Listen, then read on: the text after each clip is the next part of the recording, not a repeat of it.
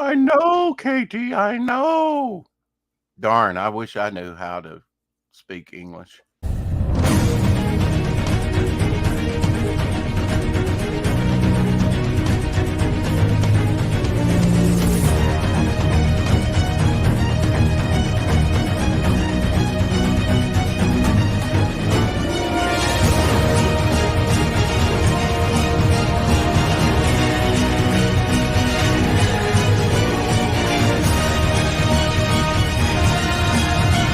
I need an English accent, Edwin. I need an English accent. That would give me some validity, maybe. There you go. Now you're a busy guy. Now, you got 2 shows after this, don't you? Yep, I'm doing John's Long Box at 8, and then I'm doing Creators Outlet at 9. Okay, all right. You're touting a book called Ace 3, already on issue 3. Wow. It is. Yeah. It's good to see you, bro. Yeah, man. It's always Shadow good Hawk to see will you. be in here when he gets in from work. I have the night off. Hello. That's always nice. Yeah, that's nice. Yeah. Omer Glitch in the house. People will be filing in before you know it.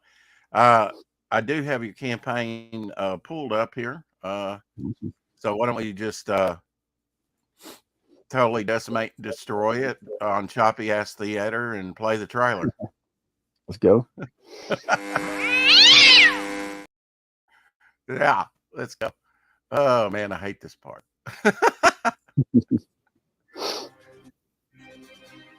No, I don't. I get to see some trailers like this one.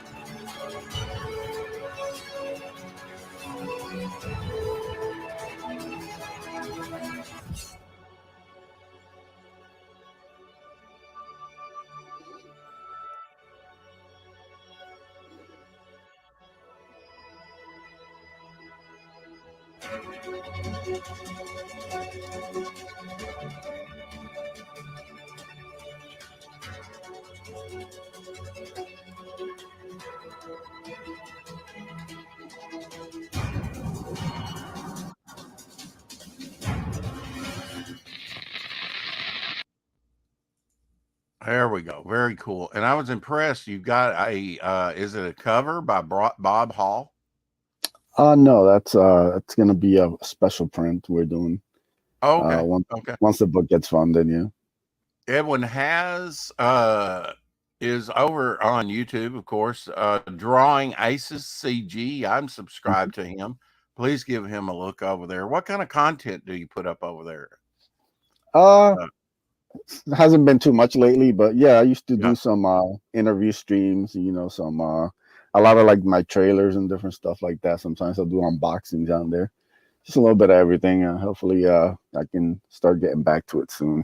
I just started a new position at my work, so it's been kind of crazy a lot. Yeah. Yeah. They put a new guy over nighttime drivers.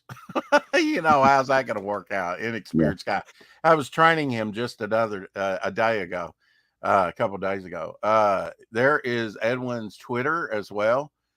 His campaign, the Ace Volume 3, is pinned up top if you want to take a look at that. And it's also down in the description. I believe, I don't know. I haven't had this one set up, so it's definitely in the chat. Edwin puts up leads and nudes. I kid. What? I don't know. Yeah, I'm subbed to both. Good. Yeah, I've been subbed to both, and Edwin's been a great supporter of this channel. He always retweets out my tweets. I don't know why, but he does. And he's usually the first one to smang on it. He's, you know, Edwin's on it, man. I don't know what it is, but we're joined at the hip. Brothers from another mother. I don't know.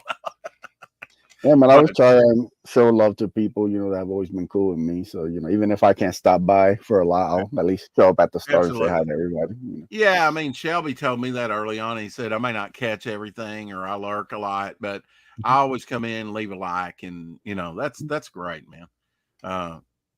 Because I try and share the love out. Hopefully, people see that every day with featuring other people's projects, and I'm not as good at it as I wish to be, but I'll get there. Uh, Edwin is really cool and a nice fellow. Eric in Boyd Oh, says thank you, brother. he did. Yeah, He is indeed smanging and banging. Yeah, yeah. I Uh, am. Now I have to address something with Katie. Katie, I'm sorry I missed your gaming stream before the 4 o'clock shadow. Looked like a good one. I'll go back and rewatch it on rewatch. I did, however, stay up very late and very early in the morning to see Tavern Tuesday. Was in hopes. I waited around for about an hour and a half, and yeah, uh, I guess you were sleeping. So I understand.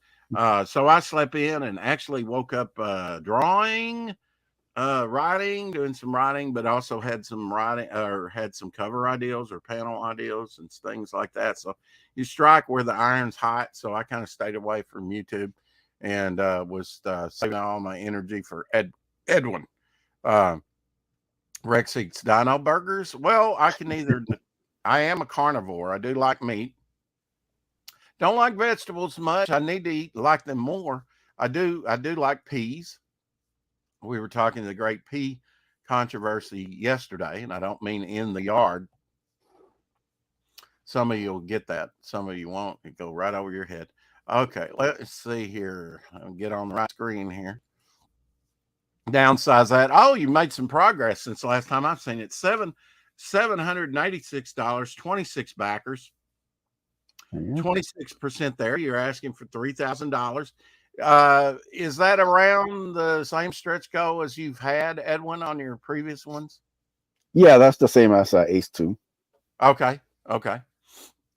And what did Ice 2 wind up being on your all your crowdfunding? Because were you on multiple sites with that? I can't remember. No, I've only done Ace on Indiegogo. There's one campaign. Indiegogo. Okay, so where'd that I one think wind up? I think it was 7,200. Whoa! All right. Yeah, Yeah. something like that. Yeah. Yeah, very cool. People are coming back for more. Are you seeing a good recidivism rate where people who have backed it before are coming back for the rest of the story? For the first two, yes. We'll kind of see where this one lands in. Yeah. But yeah, no, Now, so what's the far so most good. exciting thing about Ice 3 and in your? I mean, besides it being a continuation of the story, is it just further development of the characters, or you got something really cool that you want to tout here with this Yeah, I book? mean, the thing is, I love the team aspect of this book. Mhm. Very much like a team book. I love the books. Yeah. The idea that you got these kind of very four different characters having to come together to face like one threat. That's like classic storytelling right there. And this is them here with the ice, right? Yep, that's the cover right there by Dan Dahl. So So yeah, you see. who is the character now? I, man, you should have told me at the very beginning that this was a team book because I gravitated to the team books. I love team books. The more the characters, the better. Who besides the ace, like the Valkyrie character, who is she? Yeah, the chick with the wings is Angelique. She was introduced as the villain for Ace Volume 2. Ooh, Obviously, the short guy's Akula. He was the villain for the first Ace, and then the chick right there with the white hair is her name's yeah. Desi. She was also introduced in Ace Volume 2 as one of the Godless, this kind of like special strike force that Now has to get she sent to Earth reminds to come back. she reminds me of that bleached out chick on Far Side. Yeah, Farscape. Yeah, Farscape. You got it. Yeah, Farscape. Yeah, yeah, yeah, not yeah, Farside. definitely a big inspiration in Desi. Oh, Her really? and her and Desi from Starship Troopers. Now Being the Harpy character, are you doing a turnaround with her, or is she kind of neutral, not good or evil? Is she got, I mean, is she turned good? She's on the team now. Yeah, I mean, for spoilers, but for anybody who read Ace Volume 1, when we see her origin, Okay. and she has like a short story that shows her origin, and you kind of, if you read that story, you'll know why she ends up teaming with Ace in this one. Hey Dave. Oh, you forgot it's Tuesday. Y'all, no, I haven't yet. I'm running behind here. I haven't even got my co-host in here. Sorry, Dave. Let's send you the link real quick.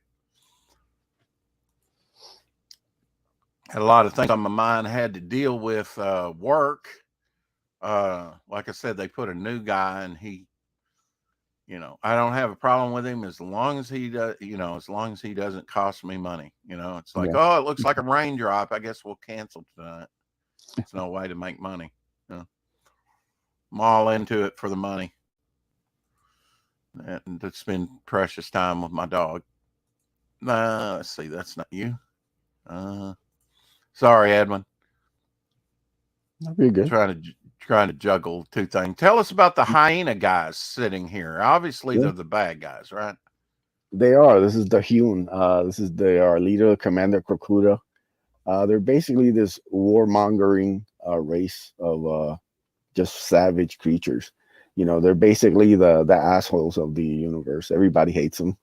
They're completely untrustworthy, and they just like to cause chaos and havoc. So, one of the things like Ace, Desi, and everybody kind of has a little bit of backstory with them and their race. So they make like the perfect antagonist for this issue. Did you say the hewn, like as hew a rock? Like hewn a Uh, rock, like dig a rock up? Are you saying hewn? yeah, spell it Hyun. Okay. I love the name. Don't get me wrong. I love the name, man. I like the hewn. That's pretty cool. They've got a great look to them.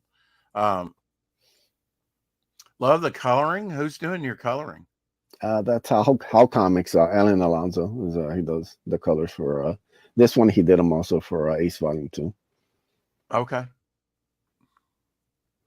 Yeah, they pop.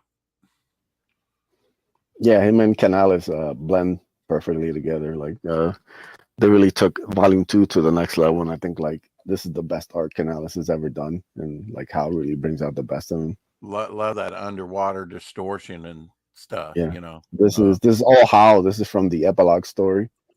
So Hal drew and colored that one. So All right, Dave, I sent you the link.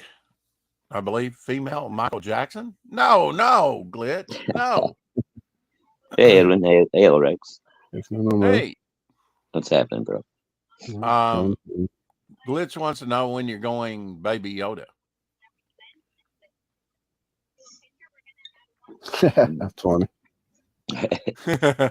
Took me a second, but yeah, I got it. Yeah, okay. I was waiting for it to hit your brain pan. Wait for it. Caleb in the house. Hey, Caleb.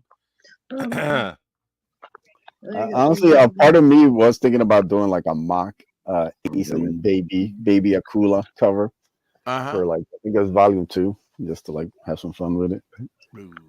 Now Shadowhawk is red Ace 1 and 2, I believe, right? Yes, sir. I got them both.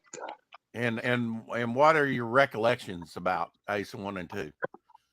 I remember liking them quite a bit. I can't remember exactly where the second part ended, so I'm going to read that one again before I read the new one.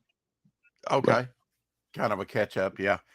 Because he's got that winged character, as he said, sort of turning good. Did you say she's kind of good? I mean, spoilers, I kind of missed that. Or is it like yeah, there's an explanation why she joins Ace if you read the first issue. Yeah. She might have her own agenda, right? Or her own reasons. Yeah, for joining. Very much the same with Akula. Like, this is kind of like a necessary alliance that has to be formed. Like I said, the Hune aren't exactly the favorites in the universe. So a lot of people have a lot of. Well, I love that you made them hyena like, because in the Wild Kingdom, yeah, they're just kind of freaky animals, you know. Yeah, they're kind of the antagonist of like space. Now tell us about this retro figure. We were looking at that, as you know, the other day. Oh, Yeah, that's yeah. pretty cool, Evan. Yeah, man. If you want to zoom in on me down here. Okay, just a moment. I'm on the other screen. Yeah. Oh, look at that. There you go. Wow, Damn. that's a lot bigger than what I thought it would That's be. like a 4-inch. Yeah. Yeah, See, it's the waist you got a lot articulation. packed in there Coolest on 4 thing I inches. saw is that. Ah, Oh, cover cool. reveal. Yeah. Look at that. Hey, Carrie. Got to be careful with it, you know. It is hand painted, so. But yeah, man, these came out great, man. I'm super happy with them. You know, want to do something That's different. cool. The slam buddy for the last, you know. Yeah. Yeah, I got the little slam buddy over here somewhere. Yeah, these are super cool. There's like only 9 of them available, so you know if anybody wants them, his walls and doors filling up as well. You're gonna have a rival as far as original artwork on. Look, Yeah, I mean, look at all that back there. It just keeps filling in more and more every time we see Edwin. He's got represent. something new up. Yeah. I gotta put a addition on my house pretty soon. Yeah, you do. Bad. I got like gotta order some frames. I got like a whole like box of like art from like guys like Joe Ball and Shelby and stuff that I gotta get put up. Oh yeah, I still got a good 10 or 12 pieces that have come in that I haven't been able to do anything with yet. This is an unfair question, Edwin. Well, now let me put it this way. Tell me, and we're thinking like roach balls to like cyber frog. Okay, tell me your top 5 artists that you personally like in the sort of like what's doing the crowdfunding type thing. You think? I'll give you like personal favorites. Like these are the guys that I would. Yeah, that's what I mean. Your personal kind of favorites. Yeah. So like obviously big Joe Ball fan. I worked with Joe. He's done a cover for Ace. I think Joe's artwork is just fantastic and everything. He's doing the plunger. Is he? Yeah, he's doing the plunger for Elon Mudd. Yeah, we're gonna have Elon on Thursday to talk about it. Shout out to him, yeah. With covers by Rini, by the way. That's awesome. So you got Joe, you got Shelby, a big fan of Shelby. Shelby's got that 90s style, that extreme style that I'm a huge fan of. You know, stuff I grew up on. I'm a big Art Bear guy. You know, I grew up on X-Men. So all the X-Men artists, you know, those are, you know, Wilkes, Jim Lee, Andy Kubert, all those. Anybody who worked on 90s X-Men has a special place in my heart as far as artists. Kenneth Rockefeller's great. You know, he's really just, I think, fantastic artist. Let's see who else. Shout out. Dan, man. I'm a huge fan of Dan Dahl. Like, I think he's got like a very kind of the best of kind of like the DC style from like the 2000s. He's kind of got that kind of going for him. A lot of guys that I'm a fan of. And he kind of super updated. And like I said, I was very happy to get him to do a cover for me. He's done great stuff for Phil and Lost Pages. So yeah, Dan does great work. Yeah. Now, I mean, how do you select a cover artist, Edwin? A lot of variables go into it. You know, I look for people who I think. Well, first, I'm obviously have to be a fan of. Another thing is like, you know, do they fit the character and what I'm going for? Yeah. Like, and then depends on the project because Ace is not the only book you do. Tell us what else you do. Done Bloodbone. I just I love Bloodbone. You had a lot of good reviews on Bloodbone, didn't you? Yeah, and then that was an ash can, wasn't it? Yep, that's we did like a second chance with like I said, I'm almost done fulfilling that one. So yeah, it's like, you know, and also Raid of the White Leopard with Avery. So that's right. Yeah. Oh, I forgot about that one. Yep, I got that one too. I back so much stuff, man. I'm telling you, hey, you know, that's a good thing to have. You know, I don't know. You know, that's what makes it enjoyable. You go through the box and go, "Oh, I forgot I had that. That's great." especially on the crowdfunding stuff, because this stuff is ultra rare, folks. Yeah. I mean, I don't care if you print 20,000. That's nothing. That is nothing compared to the Talking about rare sign like this. Like this was the second printing of Ace Volume 1. Joe did the cover for it. Oh, cool. Like, these are super like limited. Like they're just, I think maybe like 5 copies of whatever was sold on the campaign, and then there are 5 more. That was it. Like I don't even have any extras. That's non-existent. Basically, that doesn't book exist. does not exist. Not exist at all. Yeah. That does not exist. It's not even it's a cool blip doing on like the radar. limited stuff, doing limited stuff. This is the regular cover for Ace Volume 2 right there. Like I said, I got like a box of these mostly because I got a bunch of damaged ones from Mix'em, so they ended up over sending them to me. But yeah, like how did you rope in? And that's just my words. How did you rope in Bob Hall to do a pinup of Ace for you?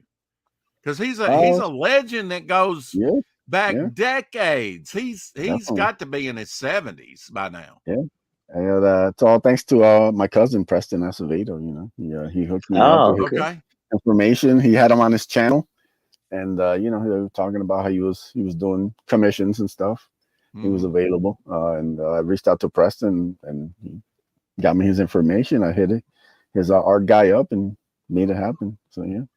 Now, is he someone that Preston had met at like a convention? I'm not sure how far they go back. I just know that Preston had him on his channel and interviewed him, and so they seem like they had a rapport and stuff. Like I said, I was in the chat that day, so I'm also a fan of him. So when I heard he was taking commissions, that's when I decided to jump on. Well, I remember he had a run in the early to mid 70s on the Avengers, right before I started collecting. And I know, but he goes way back. I mean, probably to the 50s. I don't know. He's been around. He's done remarkable stuff. He's been one of those artists that has flown under the radar, like Don Perlin did. But very consistent, very reliable, and out there all the time doing something. Kind of like Al Milgram.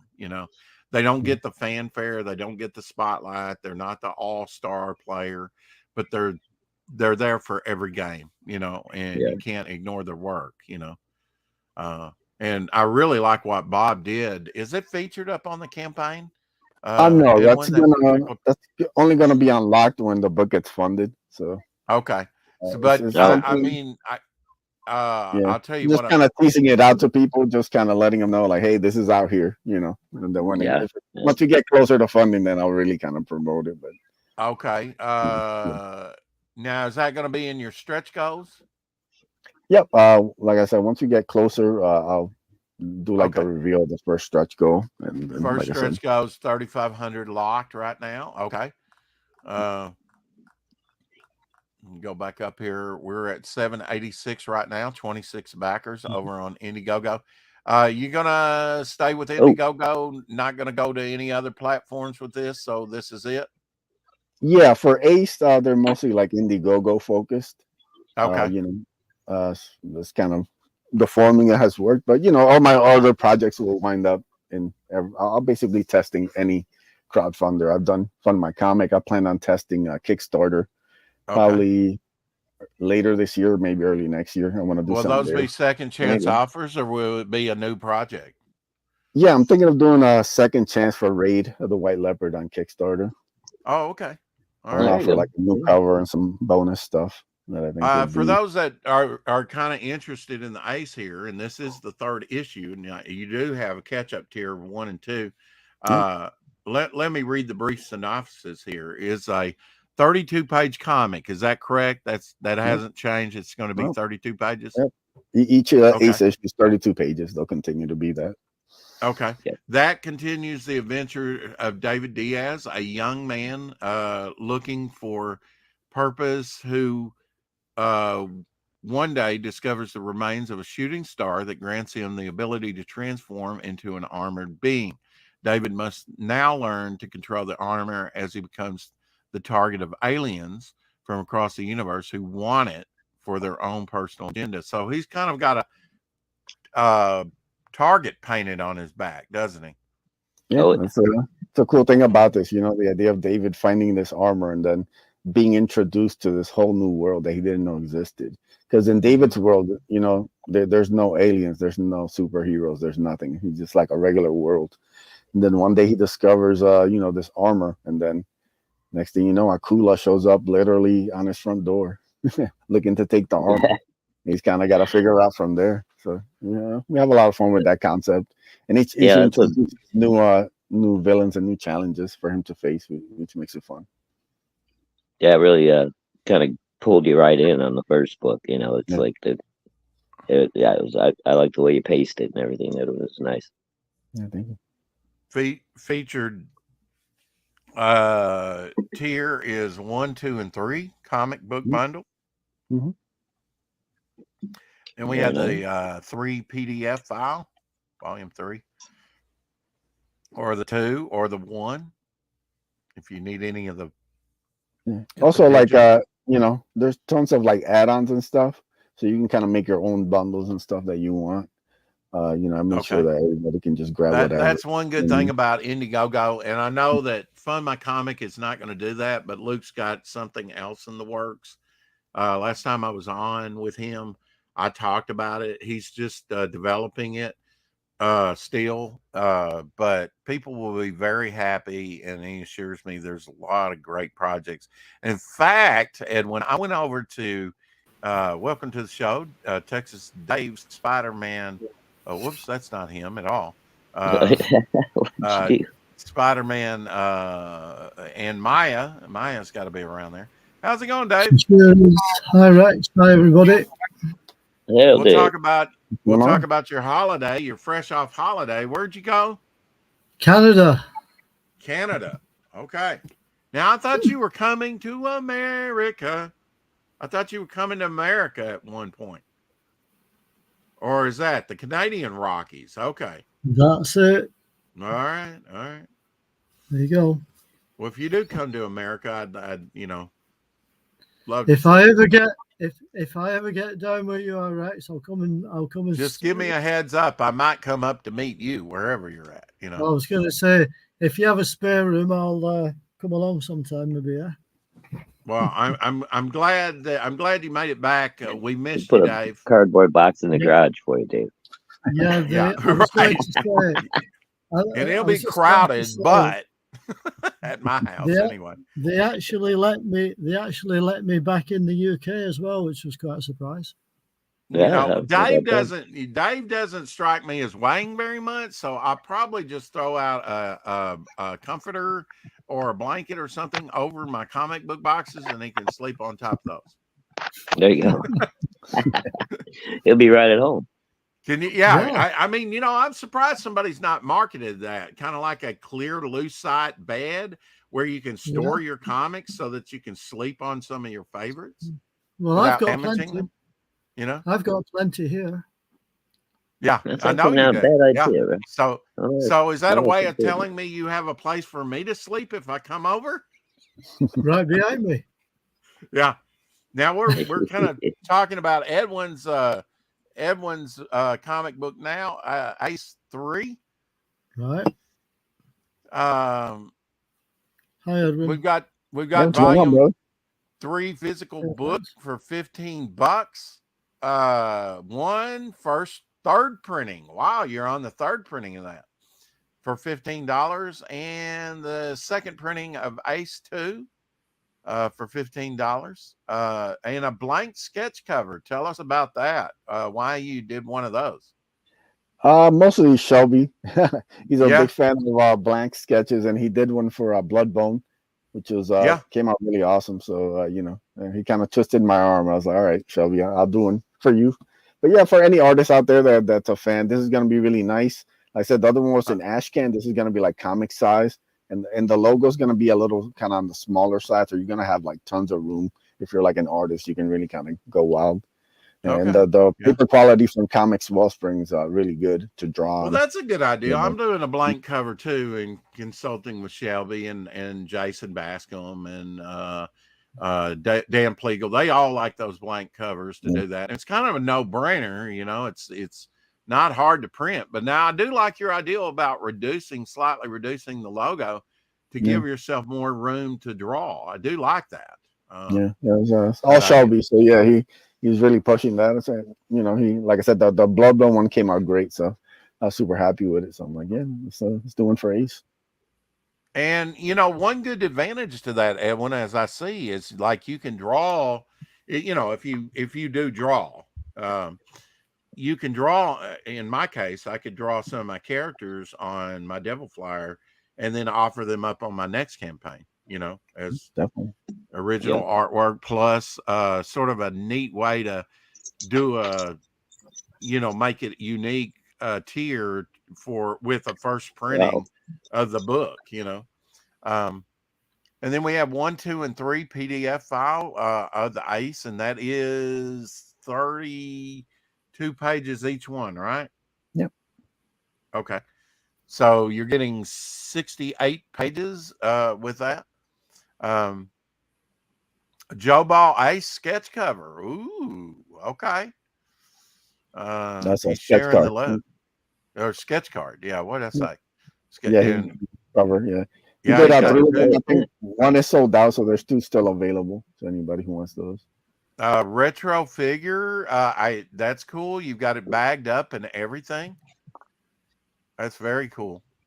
Is that? I guess that's the way it's going to come in a bag with the header card. Yeah, and they're all numbered. So yeah. Oh, they're all numbered. Wow. Yeah, you like I said, 1 out of 9. Okay. Wow. Ace 1 and 2. I might have to grab one of those. So if you, that's good that you're offering that just by itself. I see you've already sold one of Joe Ball's sketch cards. That's cool. Diesel sketch card. Tell us about Diesel. It's Desi. Yeah, she's the chick with the white hair. Yeah.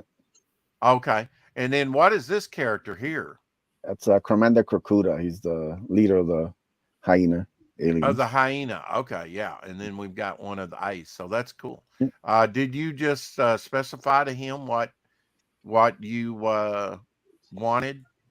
Yeah, I told him I needed one of Ace, and then I needed 2 other characters. So I think he just chose the hyena guy because he's brand new character. So it's like one of the first pieces of art that's like of the character and the Desi. He's a fan of with guns. Yeah. The more I see of this, the more I'm interested in it, especially now that you say that it's kind of forming into a group. I like that. Yeah. Will there be others added? Will others fall away? The questions, now, have you done a scale-like thing on how powerful he is when he's suited up? I mean, how powerful is he like Colossus? Is he like Superman? What's his strength level here? That's the thing about you kind of find out a little more what he can do each issue. Because like I said, he's kind of figuring stuff out on the fly. So he can fly, right? He can, yeah. He's got an energy blade, right? Yeah. And when he gets the armor, he has it for about 6 months before he meets Akula. So he does get some time with it, but it's not a lot. And he doesn't really discover, right off the bat, when Akula meets him, he shoots him with like this giant laser gun. And he basically shoots him in the chest, and Ace falls back, and he goes, "Well, that's new. I didn't know I can take a laser blast to the chest." He discovers everything little by little. So each issue you get to see some of his new powers, new abilities, how much he can. Nice to find out I survived that one. Sure. Now, how does this come about? I mean, if the armor was damaged, let's say if it was possible to damage a portion, maybe a part of the here on the shoulder.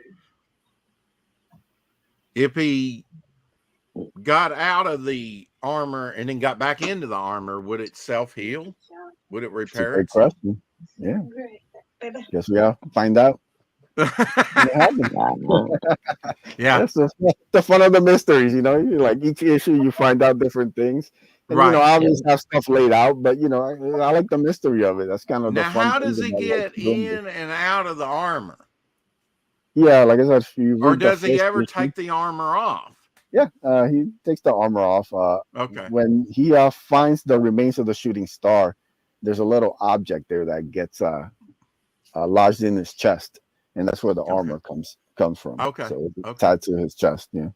I like that aspect of it. And, I kind of like that. I haven't read it yet, Edwin. And I know that doesn't help your bottom line any, but it kind of helps me with my questions because it makes me curious. Whereas Shadowhawk, he's probably read it. He knows not to ask those questions, but I'm kind of coming in ignorant, kind of like some of the other people who haven't backed you, and can I ask these questions and hopefully pry. He's, Edwin's pretty, yeah, you have to buy my book and find out. I Can't give you all agree the with that. secrets. I totally Edwin, man agree of with that, Edwin. mystery. You shouldn't give Yeah. everything away. And Can't give it all away. some things like the origin of Wolverine, you should have never gave away. Just saying. Yeah. Leave it. 100%, It's better as a mystery. It's better unresolved. It makes your character more interesting.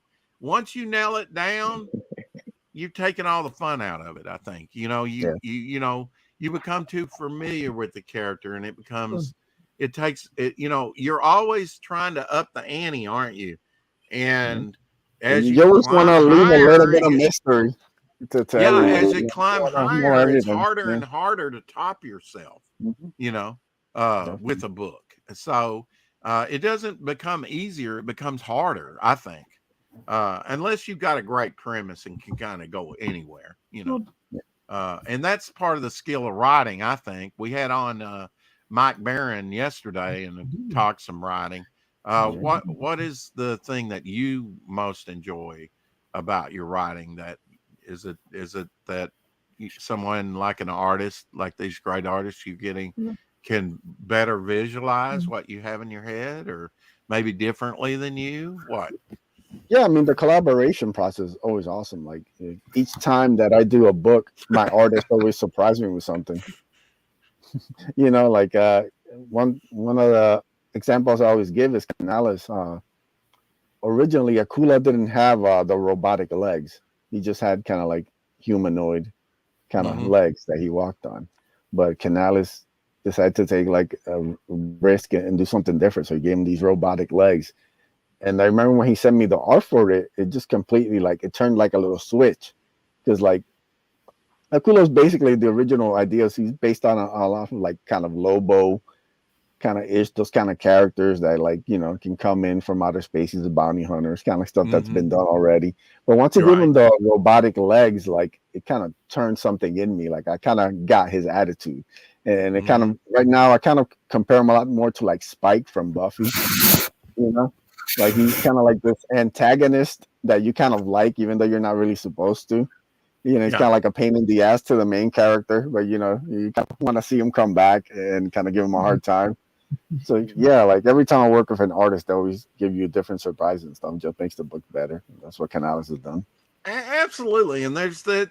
That's a good point. Like Spike, I don't know if you can call him pure evil, but now there is pure evil out there. Something that you don't want around, that you want to totally defeat or have the hero defeat, right, in your stead. But now there's other characters you don't kind of mind hanging around and being a thorn in your flesh, like you said, because they're fun characters, right? They fall. They have one big foot on the dark side, but you don't kind of mind that because they're a lot of fun when they show up. Yeah, definitely. Yeah. But now if we're dealing with pure evil, like child killing, whatever, just grind people up in if you're dealing with sort of an Ed Gaines type serial killer, something like that, or a Ted Bundy, you don't want that guy to come over for lunch or breakfast, do you? You might wind up being Hannibal's breakfast. Yeah. Right, you might be.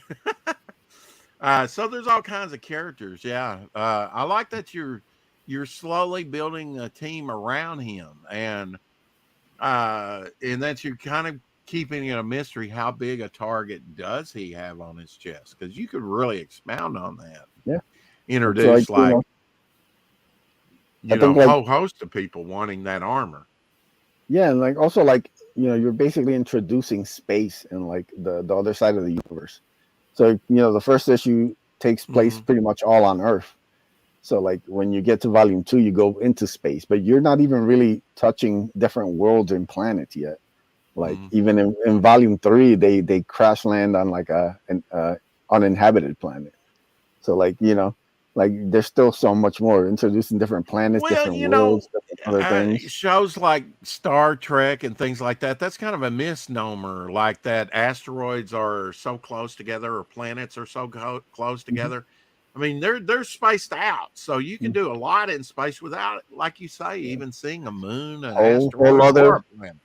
Whole other worlds, or for all other races, all the situations that you can put Ace in. So yeah, it's gonna be a lot of fun. I'm looking forward to it. I would think with the space, the actual space, if we're talking actual space and science, I'm sure there are close bodies, kind of like within, I mean, even within our own solar system, they're a million miles away, uh, but I would think that transportation, getting point A to B to C would be paramount.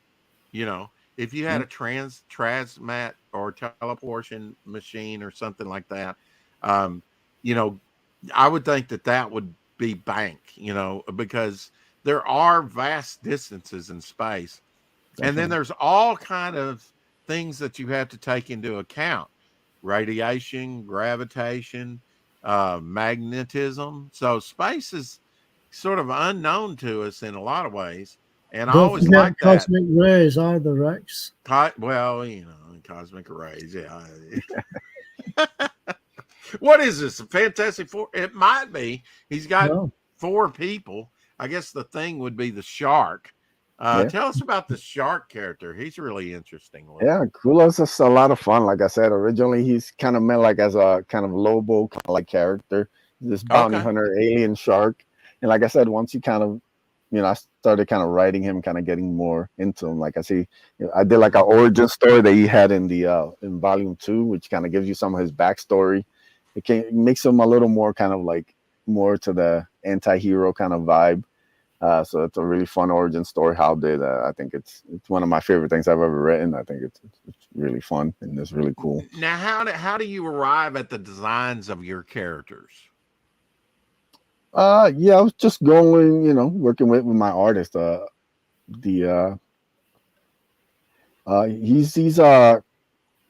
working with Tug right now, the original designer of him. He's doing Littlest Umbrella number 2 or 3. Yeah, so I kind of linked up with him. Like I said, his original design was more kind of like humanoid, just like a kind of walking shark with 2 legs and stuff. And like I said, Canales kind of took it and gave him the robot legs and just give just with that little switch on, it gave him a whole different vibe to the character. Like, like I said, I see him more as like a Spike, as far as like he's kind of like a rogue, you kind of want to root for him, but he's also going to be a pain in the ass. If you don't have a really good grasp about your character, and I think a lot of times they create characters, Marvel and DC and others have created characters that wind up being background characters because really the writer introduced the character, but he didn't really have a firm grasp on or direction where to take that character. And when you're dealing with a group, you may not have a lot of development time. And then you might have somebody pick that obscure character up later and really do something with it. So, but I think I think it's a learning process, like you said, Edwin, as as you develop, like you say, when you work with the artist and you go, oh, because I know I've done that with other artists. I see them do a character and go, oh, that inspires me about something or changes a direction of a storyline, even. I did that with Ryan James. He the collaboration aspect is just great. Like, it's one of those things that kind of makes every book better, especially when you find the right collaborators. This is my 3rd book with Canales. And I've hired him for other stuff, pinups and stuff. So like we have like a really kind of good understanding. He kind of gets what I like to see. I kind of like I play to his strengths as an artist. So I think we work really well together. Well, we talked about what kind of artists that you personally really jive on and like, and sort of within the CG movement or around that's crowdfunding.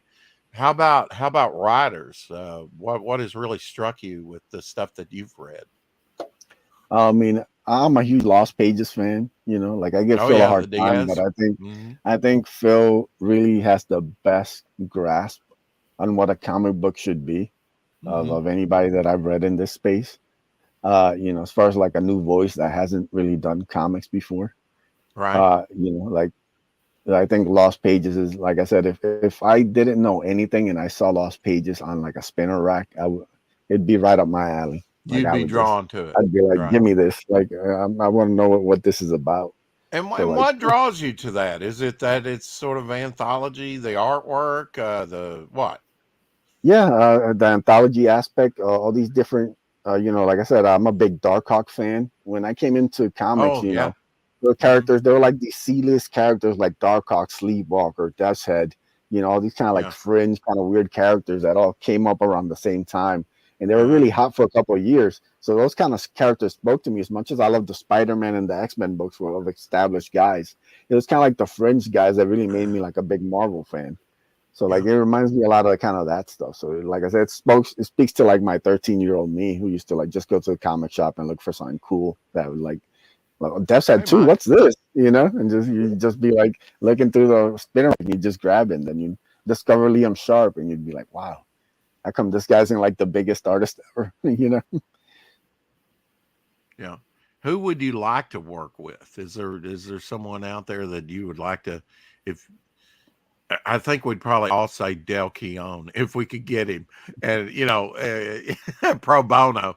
But is there somebody out there that you think you haven't worked Probably with that you really would like to work with? I've been super fortunate. I've gotten to check a lot of guys off the list. What I need Yeah. to get is Preston. I Yeah. gotta find the right Oh yeah. project from Preston. Yeah. Kenneth, big fan of Kenneth. I think he would do some crazy Ace stuff. Like Oh yeah. He would. if I'm Yeah. able, like I think he would just destroy Ace. And then Yeah. Art, man, get Art to do something for me would be amazing. Like I said, I'm a '90s X-Men fanatic. X-Men from like Kenneth '90 to like Rocaford. '97 was that was it for me. There was no other book. As much as everything else was cool, those X-Men years are just the best. They're my fondest memories of Yeah. reading comics. So Now, did yeah. you get like the X-Men Adventures that was based on the Oh yeah. cartoon as Anything well? anything that had an X, Yeah. and for those like 5-6 years, I used to get it, man. It was crazy. Yeah. Yeah. Yeah. And what do you think was the ingredient that made X-Men work for you X-Men as a was, group? one was the art, second was Yeah. the characters. This idea of kind of like all these kind of strange. You have Uh-huh. Wolverine, you had Nightcrawler, you got Colossus. Like they Yeah. And really, they're all if you look vastly at them, different characters. completely different, but they Yeah. were family. They But were they like were this adopted family. I was family. waiting for Yeah, you to say that. They were yeah. family. And then, Yeah. and I, just incredible deep stories. Like there's so much history. Like you just feel like knowing that I'm collecting in '90, and like you had all these like years of like stories from the '60s that all were still kind of relevant through that. There's like a connected tissue now runs last like 2 years. Like back uh, then you're talking about yeah. like up until like Onslaught, you're talking about from the '60s to Onslaught, everything from X-Men connects. Yeah. Like that's Yeah. insane. Like Yeah. that's not heard of before. It's Like continual. yeah. Yeah. So yeah, like it's just so much to the X-Men. I used to love chasing down like back issues and just like, the annuals, all that stuff, man. Like I was just I've got a those question for characters were Texas amazing. Dave that's related. The Fantastic Four had that word you just said, Edwin, family. It was like they were like a family, for the first 100 issues with the especially with and maybe I get more of a family vibe off the newer X-Men. Now the older X-Men, I don't know. I wasn't there for. In fact, I was collecting two comics 2 years before I even saw an X-Men on the rack. and came in during the John Byrne and Terry Austin years. But Dave, why do you, here we got two books. We got X-Men #1, came out very early, and the first Marvel comic that was officially Marvel, not Atlas comics, because Marvel was Atlas and Timely before it became Marvel. But you got the family aspect in both of those. Why wasn't X-Men a success? Was it viewed as too weird? I think that's possibly why, Rex, because the X-Men obviously had like all different powers, and they were feared by humankind, weren't they, in the early days? Right. Whereas the Fantastic Four, because especially in the first 2 or 3 issues, as you know, they didn't have any costumes, did they? So they were working as a family before they. Yeah, they didn't get costumes to issue 3. Yeah, that's right.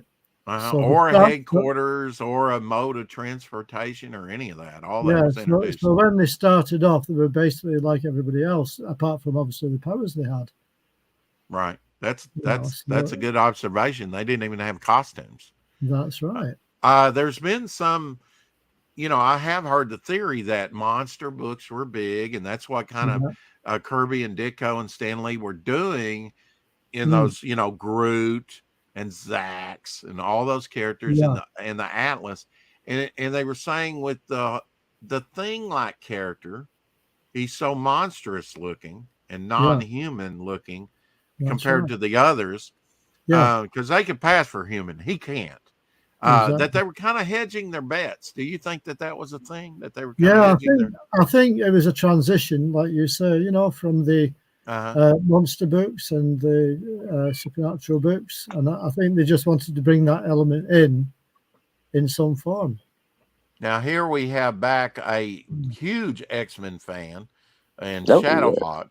Shadowhawk, what was it for you that kind of made it? Edwin talked about, what made X-Men the bomb for him back in his day, and other fringe characters. And I'm kind of like Edwin. I like the fringe characters that didn't get a lot of play, but every time they showed up, it was like, yay, Yeah, because we got the to great learn thing more about X-Men, like Edwin was saying, is they were written so well that no matter where you popped into the series at, it was like my first issue that I started collecting my own and then looking for back issues and all that was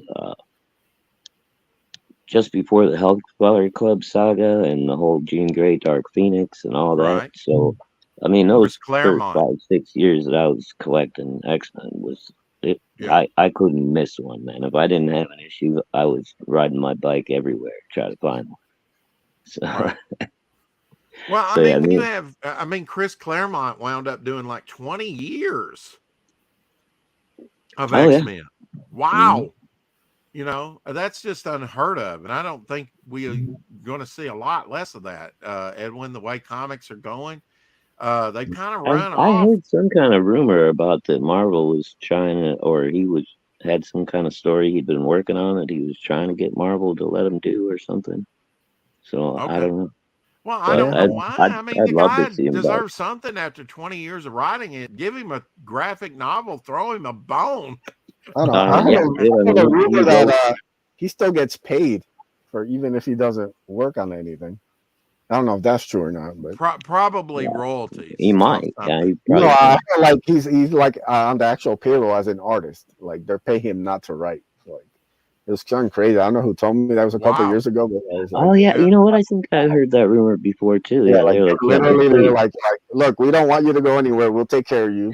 We're just like still on ice. That's like that is crazy. But hey, I mean that's a deal. So get that money. Hell yeah. Hey. Yeah. I hope it's working out good for Mr. Claremont because he's one of my favorites, man. Well, I really don't know what direction the X-Men took after Claremont left, but it was definitely shake-up, and it was a shake-up. I mean, the 90s and I got out in 2000 when I gave up the mainstream, but I think everybody left in 2000. Yeah. Once more, but the late 80s, early 90s were they were good. There was some great stories going on, some killer villains. yeah, good stuff going on in the X-Men those days. So you probably had to put Claremont in your top 5 writers, Edwin, maybe? Yeah, definitely. Big Jeff Johns guy. He's Jeff Johns, Jeff Johns, massive Green Lantern fan. So like, discovering like his entire run on Green Lantern is like probably the last kind of multi-year run that you're gonna get anytime soon. Is that kind of like the Ace is in space? That's kind of like Green Lantern, huh? Yeah, definitely. Like two biggest inspirations are Darkhawk and Green Lantern. The idea of like, cool. Especially all the space stuff, like different planets, different like, civilizations, different things that he encounters. That's very much based on like the Green Lantern core style. When Hal used to like meet different Green Lanterns from around like the different universe, get into adventures. Yeah. Well, that's what I liked about Voyager and Star Trek or Farscape. Farscape was great, you're out there in a sector that no one's ever been. You've got a blank slate. I love that. It makes it so easy to write. You can basically do anything. Like, it's like brand new, like open space. So it's awesome. Yeah. Today, I believe either yesterday or today, I'd have to look it up, was the in 1969 was the last broadcast of Star Trek, the original Star Trek. So until the Filmation did the cartoons, in the 70s. Yeah. With the voices of everyone except for Chekhov. But Paramount should be flogged and killed for what they did to start the original Star Trek series. They just kept, moving it along. They didn't get it. They weren't on board. It's almost like Walking Dead, Shadowhawk. He sold it as zombies and aliens, and he started his comic book, and Valentino's like, they're an issue or two deep in, and by then it's a hit, I think, or slowly growing. He's going, when the aliens come in. So he really snookered them on that one. Well, what happened? All you gotta do is get yourself at the door. Like, they can't kick you out once you're in. So well, Rex, I've got a story to tell you. Okay. All right. Oh, it's there, Dave. I found 2 comic shops on my travels over the last 10 days.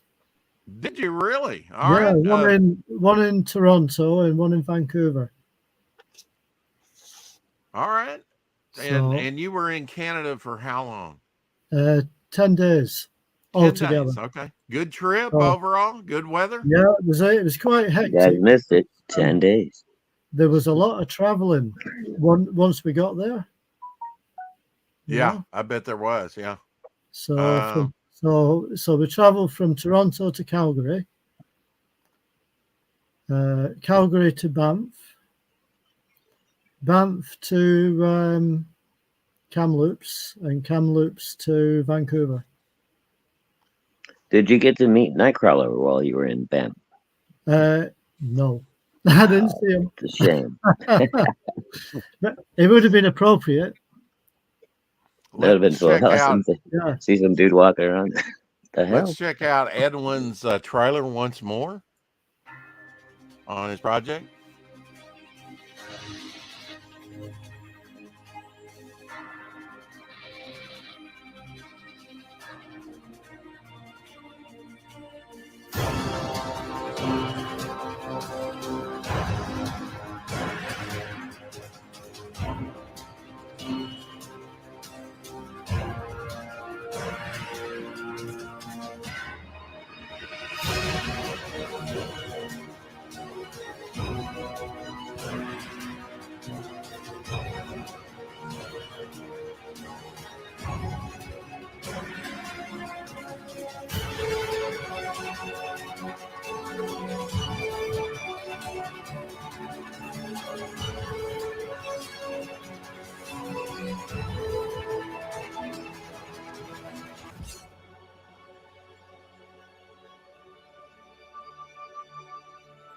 Hardy har har women.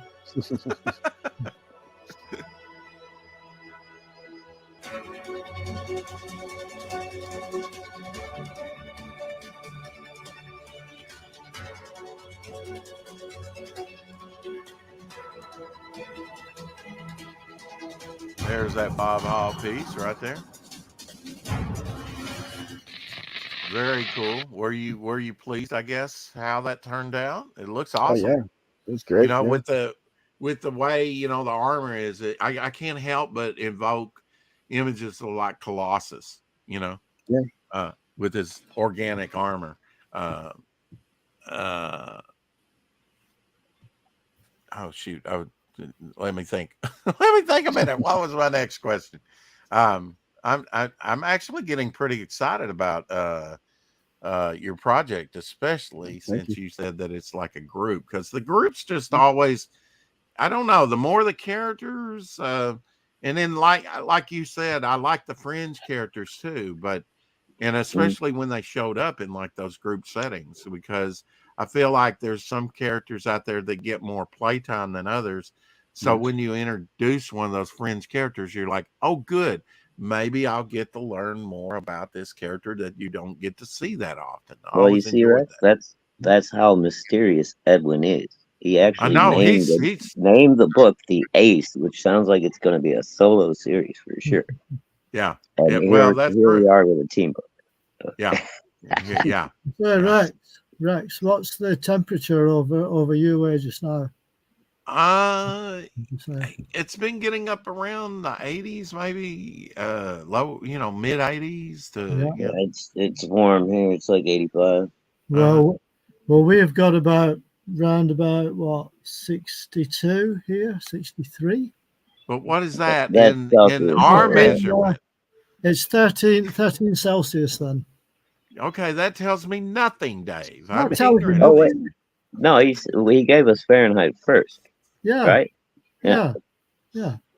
Well, explain it to me then, Shadowhawk, because I'm denser than lead when it comes to this. He's got a blanket. It's chilly. He's got a blanket. But he ain't got any body weight. He's like you, Shadowhawk. He's lean and mean.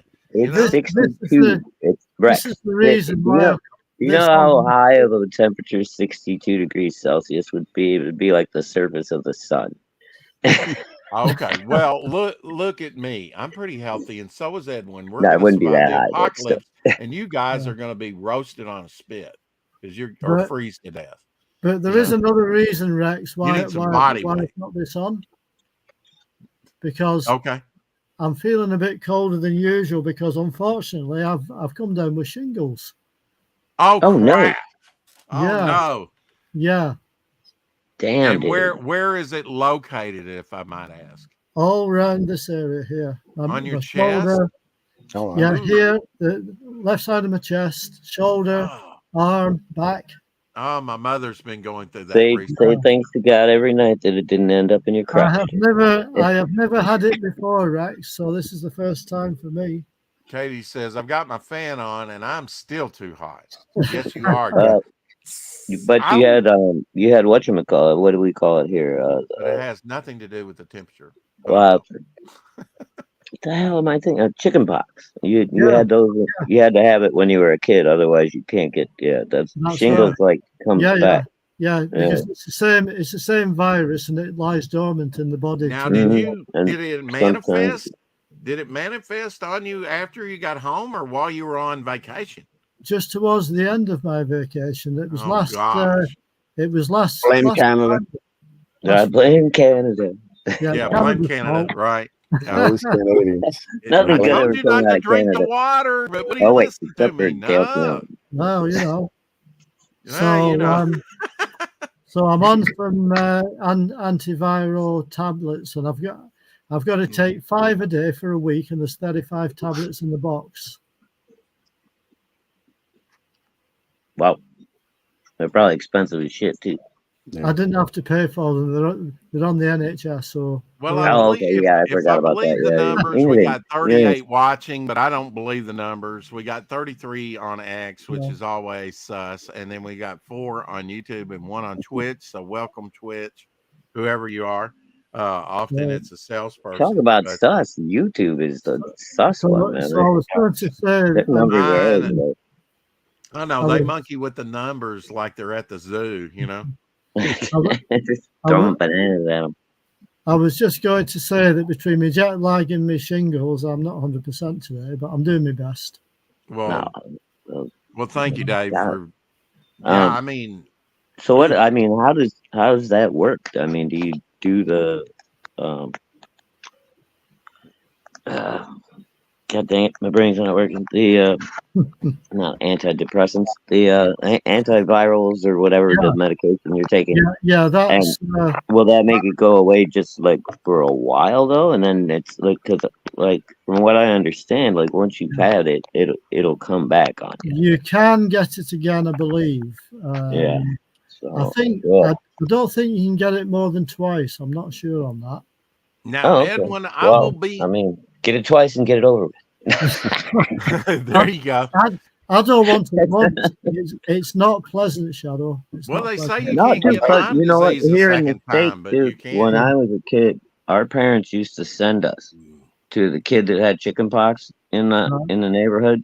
We would all have a party over at their house, popcorn pets, and hang out like Bob for apples and do something to make sure that you like exchange some kind of body fluids because all the parents wanted the kids to get the chickenpox out of the way and have it over with. So there would be like 20 kids in the neighborhood that were all out of school for a week and a half, you know, because you had chickenpox. So yeah, I'm just feeling a bit uncomfortable today. Well, I imagine you are, and you may not have felt the worst of it yet, my friend. Yeah, Rex. I think. Well, when I went to the chemist yesterday, I spoke to the pharmacist, and he said it was very. What's that? Chemist. Well, I mean, we don't call it the chemist here. I know you call it the mad doctor. When I went to the mad doctor, and he said, "It's alive! It's alive!" You see, the trouble is you've got different words for the same things, and I know. Yeah. Let me tell you this little story. When I was in Canada, I'd forgotten from the last time I was in America. It's the same. That when you're crossing a road at traffic lights, right? Mm-hmm. You're crossing when it lights up to cross, and then it counts down, as you know. And cars turning right are coming for you, and when you don't know they're going to stop, you get a bit worried because they do have to stop if they're turning right, don't they? If somebody's already crossing. Yeah, is that right? I don't know. It's above my pay grade. All I know is I've got the night off, and I can watch Edwin. And where are you going to be, Edwin, after this show? Yeah, I'm doing John's Long Box at 8, and then I'm doing Creators Outlet at 9. So, yeah, excellent. Hang out. Yeah. By the way, both anybody who yeah, they're great. So anybody who backs during any of my live stream, I'll be sure to throw in a little bonus exclusive item. So it's a little extra just in case anybody's thinking it. It's on the fence. You do it doing a live stream, you're gonna get something cool in addition to your marketing.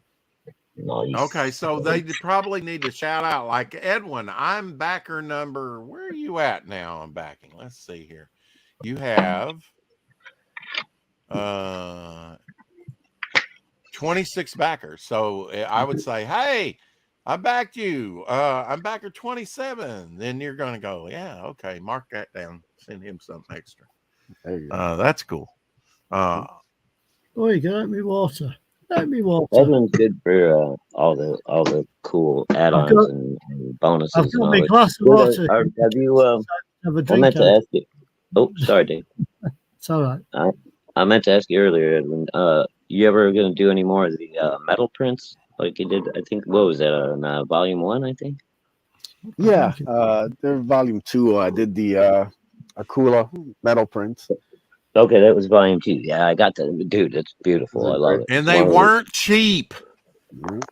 You know, that's one of the few prints I still have. People that haven't had to make this stuff, they really, that looked really cool, man. That lenticular cover, yeah, it was like $5 a piece to make those things. Yeah. They're expensive. This stuff, like the foil blood-bone ash cans. Those are, oh man. Oh, dude, I got both of them. Those hurt. I mean, they're beautiful to look at, but how much I spent on those, So never got them. Yeah. I missed what was the first one you put out? The limited edition red, I think, right? And that one sold out like almost immediately. Yeah, I just did the one. The other one was the Shelby cover for volume. Yeah, but didn't you do a second? Yeah. There was a Everybody who second backed chromium, into like PayPal. all in green or whatever,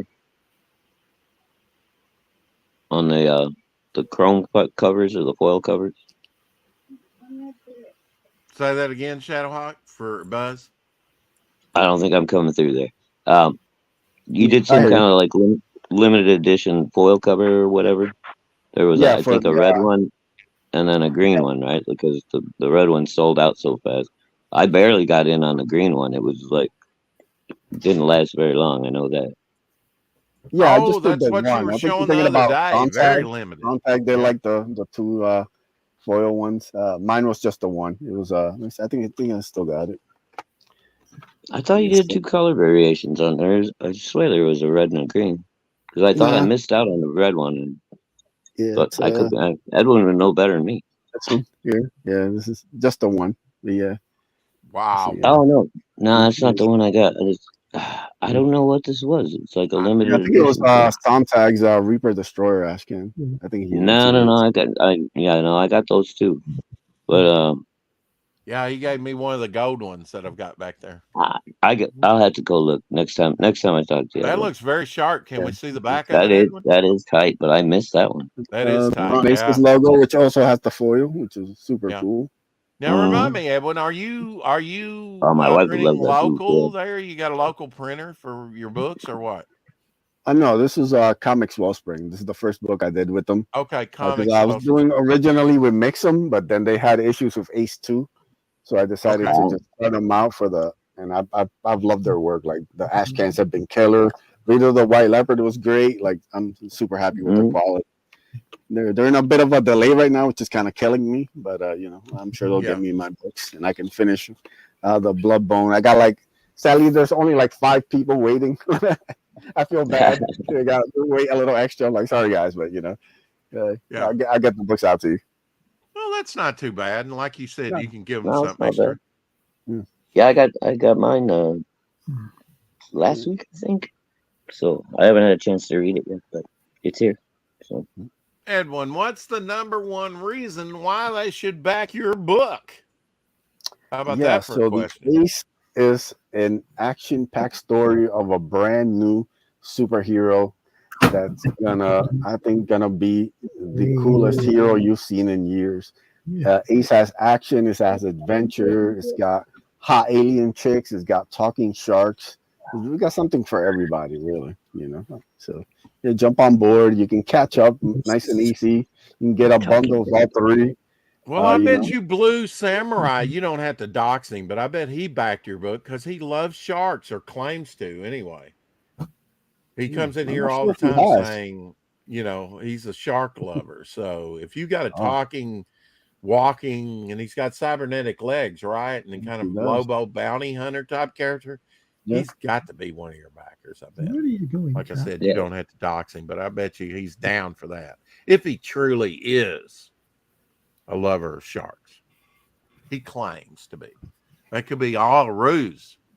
Akula definitely. Oh, there. A very sharky. There he is. That brought him out of the water. I baited him with some chub, and he called him but you called him the wrong name. You called him Blue Samurai.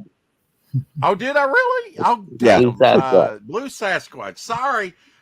My mind. Get your mythical creatures straight. Yeah, I do that all the time, Shadowhawk. You know, over the past 2.5 years, I do that. I supplement. I get in the ballpark of nowhere around even close to what I'm talking about.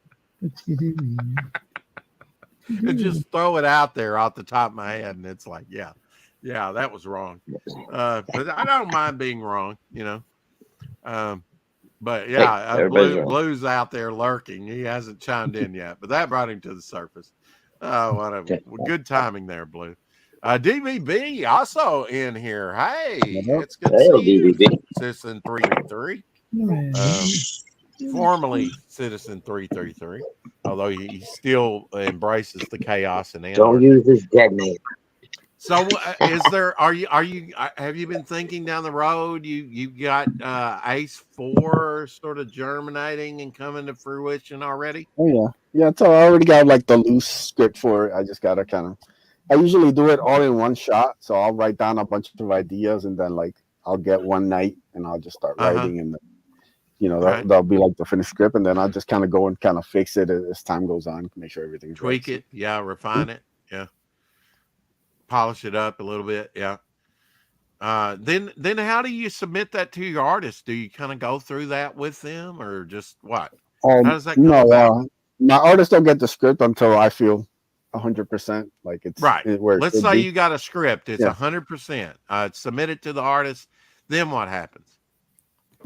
We start talking, timetables, like mostly like, like with Canales is basically like, I know he's quick, so get me the pages when you get them, and like if you got any questions about the script or different things, we can email back and forth and kind of. But it's pretty old hat for us. So when they complete a page or they rough it in, do they show you the roughs and then you approve it? I mean, how's that?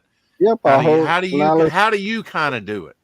Yeah, Canales sends me basically an outline of like the page, and kind of like give them an idea. All right, maybe panel 3, you can kind of do this here, and then once it's locked in, he'll send me like the fully like penciled, and then he can always tweak it, any other notes, and then once it's approved, we're good. Move on to the next one.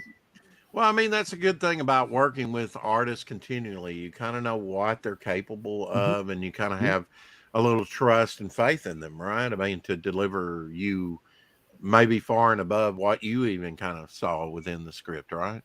Yeah, definitely. Yeah, I mean, that's good when you get a track record of working with somebody. Is that where you went, Dave? Was Golden Age Collectibles? Yeah. There you go. Look at that. The real question, DDB, is why? Why? Why? Why? About what? The reality of the chicken crossing the road? Exactly. Why did the chicken cross the road? Okay. Yeah. Well, if you figure the that beginning out, of a million jokes, right?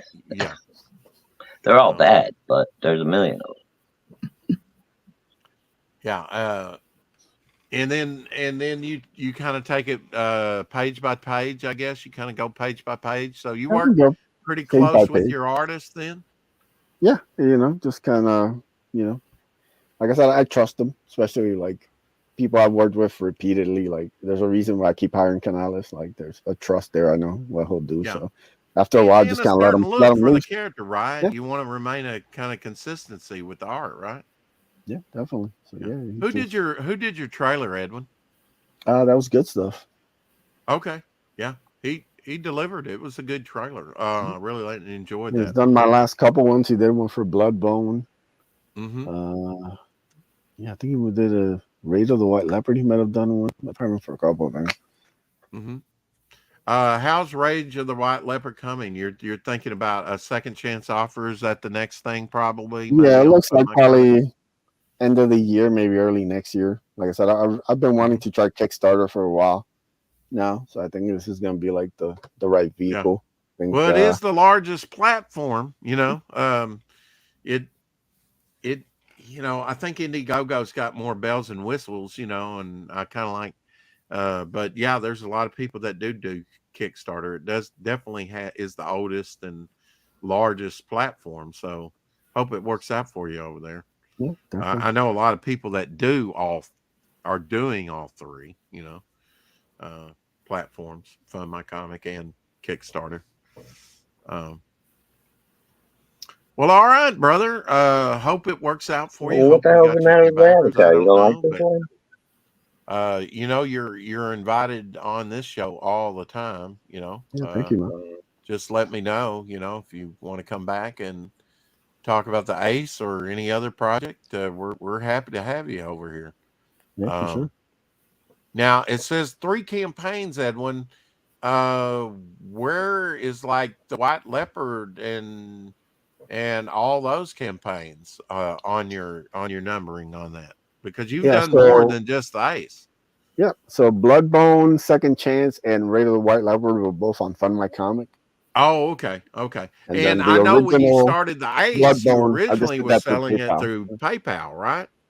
Oh, that was the first Bloodbone. Yeah, the one with Yeah, the the 4. I just first one. doing that through PayPal. Yeah. Oh, okay. The first So, like I Bloodbone. said, I've done a couple on Fund My Comic, a couple on Indiegogo. I think Kickstarter's gonna be next. So try that out. See how that works. Very cool. Now, Dave, do you have something to show us? You've got I some do. Would goodies you like to you see? brought back from Canada? Some Would you like to comics? see what I struggled to bring back from Canada? Struggled. Well, Yeah. I mean, with the shingles, Smuggled I over might. the board. Oh no, no, no! No. This is something entirely different. Yeah, Dave's writing a book with. He snuck them in so he didn't have to pay what do they call it, tariffs on them. Yeah. Yeah, No, that luckily, VAT tax. I was going Shadow to Hawk. say, I have it And on I, good authority that Dave is writing a book that Uncle E is going to draw Van Sciver, and it's going to be called My Struggle. too late. no. Whoops, too late. DCP By the way, Rex, what you got there, brother? I'm going to get. Hang on. I'm going to dig it out. DVB says anything with talking sharks has to be good. Ooh, the vulture. Is that a porcelain? Is that resin? What is that? It's resin, I think. Okay. Wow. Look at that with a window. Cool. That is a huge figure. Oh, wow. Multiple windows. Yeah.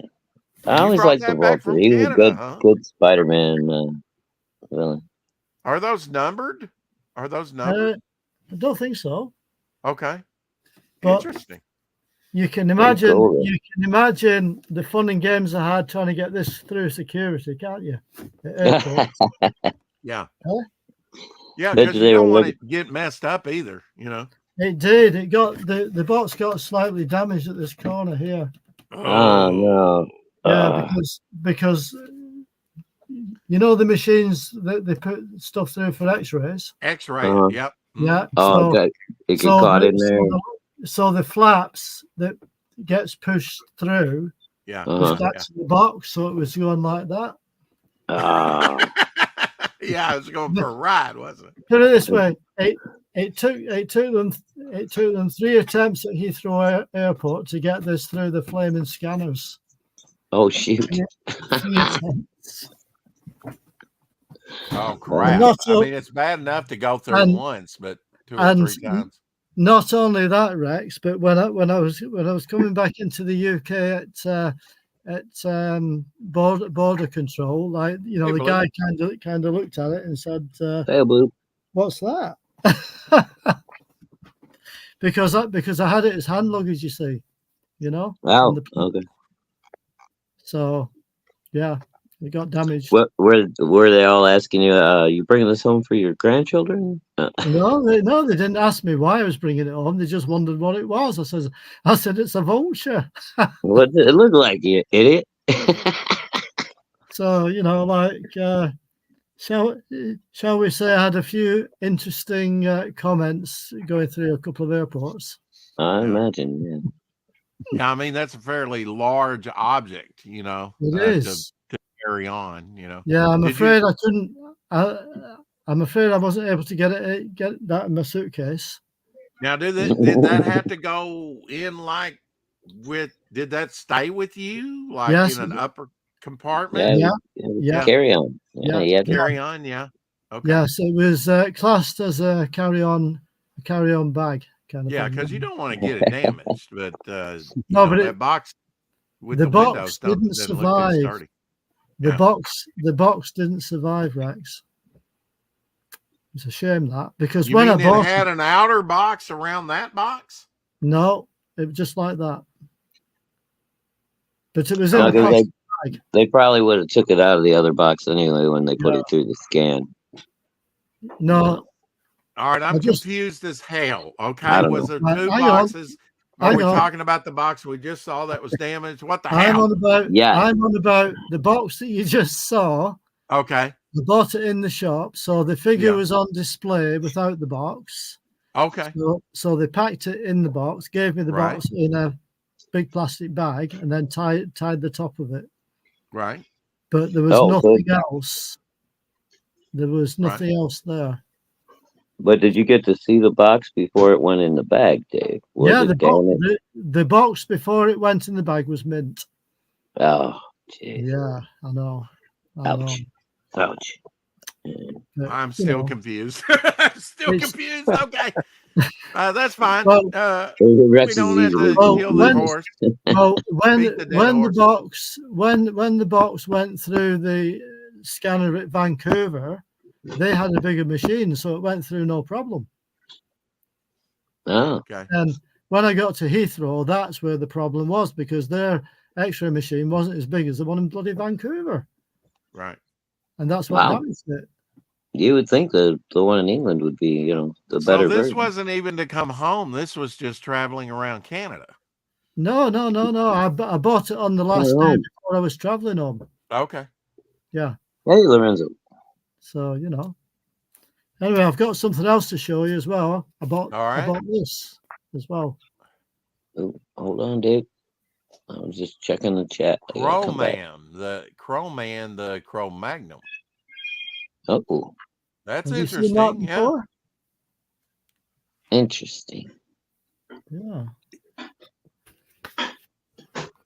That's the back cover. Black, sensitive cover, man. Kind of a combination of Conan and Cro-Magnon, man. Huh? Yeah, I'm guessing so. And it's unusual because there's no text. It's all just pictures. Drawings. Oh, look at that! Oh, cool. Yeah, nice. Hell yeah, I would have considered. Who's doing the art on this, man? This is some good stuff. Let's have a look. It just says that there. Okay. Ethan, maybe it's a one-man show. He didn't have to pay his letterer. Damn, well, except for the logos. Yeah. That's pretty cool. Was that a new one, Dave, or is that something you just happened to find and no, it's a brand. I think it's a brand new one as well. It was $7.99. Okay. Oh, and they stuck it right to the book. Yeah, they stuck it on the boot. Oh, you fucking. There are certain people that do. I mean, I had to buy. I had to eat those people's hearts. I had to did that in Canada. I had to buy Kelsey Shannon's that way in Walmart. His Nora saga. Well, I did if I wanted a copy. Oh, look at that mammoth. Yeah. That's cool. I love books that just, tell the story visually. Yeah. So the story visually without any words. There's no text to the story. It's all just art. Right. Like that. Well, hey, Lorenzo, plug that phone in, man. That's unusual that you don't hear any grunting or, anything. Yeah, there's no, I don't think there's even any sound effects at all. Really? Oh, wow. Yeah, it's all just line art. That's fucking amazing. Yeah. I like the guy's style too, man. Looks good. Yeah, well, I mean, I just happened to see it, Shadow, like it just. Oh, look at there. Double page banger. Look at that. All right. Yeah, I could get on board with this. It's kind of cool. I wasn't sure if you already knew about it. I'm not sure when it was published. No, I haven't seen this one. But dude, I got no good comic book shops left by me. It's like a 40-minute drive to get to one that still is halfway decent. So yeah, it's hard to pry me out of the house. And the older I get, the less I want to drive. How about that? It's not bad, is it? That's pretty wild. Like Sasquatch with a pumpkin bomb. Oh no, that's just his thumb. For a second, I'm on my phone, Dave. It was tiny. Yeah. It looked like it was holding a little tiny stump. I'm going a bit closer for you, Shadow. How's that? Ooh, there you go. Huh. From a distance, it did look like that, didn't it? Yeah, it looked like he had a little pumpkin in his hand. This is some cool stuff, dude. Yeah, this is like, this is the kind of stuff I would pick up too, Dave. If I saw it sitting there, I'd be like, oh yeah, I got to take that home. I don't think I'm familiar with the publisher of this. Is this? I guess this is self-published. I'm guessing so. Maybe, yeah. Look at that. Yeah. Yeah, and I mean the guy's art is spectacular. It is good, isn't it? Yeah, I like the grayscale too. Yeah, the grayscale is nice. The black and white line work is great. Dude's obviously not scared of his blacks. Yeah, and it transports you to a different world. You different beast. Obviously, a hostile. Now I don't know what that is. I guess that's got a werewolf. He's almost got a werewolf feel to him, doesn't he? Yeah, kind of like Hammer werewolf, huh? And a big ass fucking werewolf. Yeah, it picks him up like a rag doll. Like, holy shit. Yeah, that's kaiju level there. At that point. Yeah, werewolf on some steroids over here, man. What's going on? Yeah.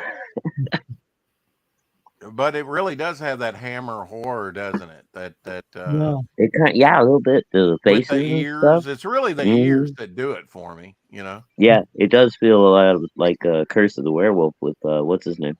Oh. I'm a sucker for snow scenes too. I love it. It's not Anthony Quinn. It's damn it. Who's the other guy, Rex? I'm thinking of. Okay, it's gonna bother you. The guy from Curse of the Werewolf. What's his name? I know who you're talking about, but don't ask me to name him. Dang it. And it's not that important. No, I know. It's gonna drive me nuts, though. It's gonna drive me nuts. He can't let it go.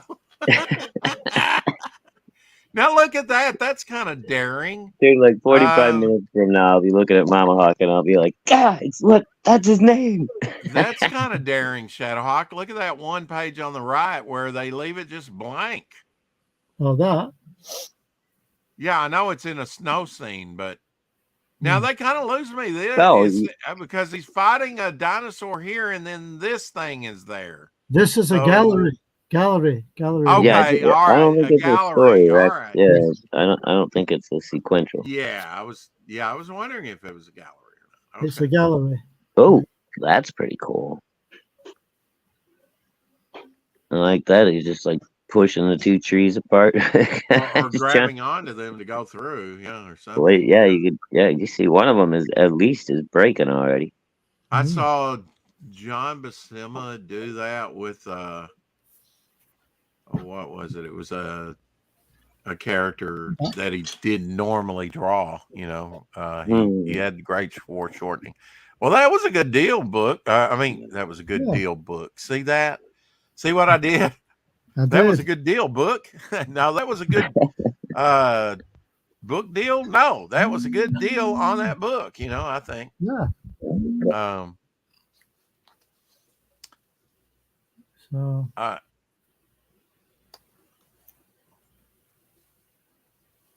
Spotting them blacks. Yeah. Shoot. Let me see. English is hard. Yeah. Black and 6. Well, it's a mixture of such different languages. So are you putting something down? I know I had to get some like pads for my mother to lay on to absorb like the, where you're actually, I've got some. Hers is on her kind of back though. Sorry? Hers is on her back and kind of comes around to the front. Yours is mostly in the front and on your shoulder. Yeah. Mine's mainly like the front, the top shoulder, under my arm, and a bit the side and the back as well. Yeah. So. Okay. Well, you might have to put a pad down for leakage or something. No, I've been all right so far. But I'm being careful. What's happening? A rare viewing of the rare bird Shadowhawk. Yeah, I just caught a glimpse there. He's trying to get off his white nipple. Yeah. I caught a glimpse. No, that I can do no problem. I didn't realize it was a white nipple. I saw a glimpse. Oh wait! Like that. Hey, look at this. There you go. The original Shadow's back. There you go. I like that. Is that better DVD? Did you get some of your icons loaded? I don't know. It just popped up all of a sudden. Well, there, leave it. Don't breathe. Dude, this phone like has a mind of its own. A mind of its own. I know. What it does. I understand. Yeah. Anyway, anything guys, else? I'm going to disappear now because I think okay. All right. Well, next Tuesday, Dave, I'll wait and show it to you. But I did get 2 of the limited to a 500 issue run of the Mavericks Operation Vesuvius, magazine size, black and white, individually numbered, from our good friends Nap and Frequency Girl over at Global Frequency. That's awesome. They were waiting for me in the mail today. So. Oh, nice. Oh, wow. Yeah. So, dude, I forgot I even backed this. It was like I opened it up. I'm like, why? What are Nothing and Frequency Girl sending me? I opened it up. I was like, oh yeah, I forgot about this. I love surprising myself. Now, Dave, did you have anything else that you brought back from the comic shop? Yes, I'll show you a couple of quick things before I go. Okay, all right. Trying to kill poor you don't Dave. have to rush it. You can say the guy, man. He's barely alive. He just made it home from hostile Canada. Oh, Vampirus Fair book. Vampirus Camilla. I'm trying. Dated 2025, so that's from in the future. It is, isn't it? Right. It is. Check it out. 2025. Yeah. Dave didn't just go to Canada. He went to the future. To the future. To the future. Glenn Fleming in the house saying hello to you, Dave. Hello, Dave. Shadow and Buzz. Hey, Glenn, I'm sorry.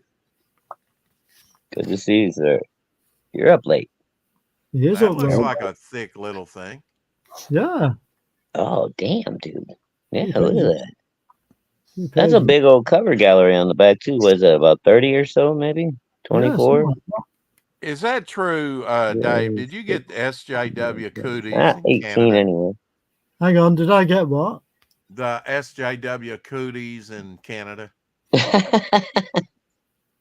What?